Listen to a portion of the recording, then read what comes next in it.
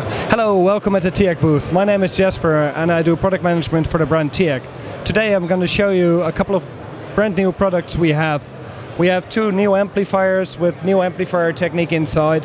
We have the TEAC AP505 power amplifier you can use together with the NT505 network streamer preamp headphone amp or the UD-505 DAC headphone amplifier preamp. There's some cool new technique inside I can show you. We have a new company called HiPax. It's a Dutch company and they produce HiPax amplifier modules. And they're really up to date. Sound quality is awesome.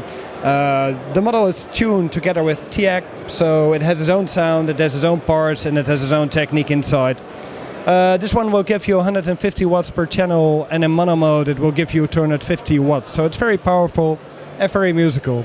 Instead of using only the switching power supply, there's a linear power supply which is way more musical, and that one is only used for the audio part. So we have two versions. We have a power amp with very cool view meters which will show how loud the sound plays. And if you don't have a preamp or space for a separate preamp and power amp, we have an integrated version which is the AX505. Same amplifier module, same quality, but it's an all-in-one package.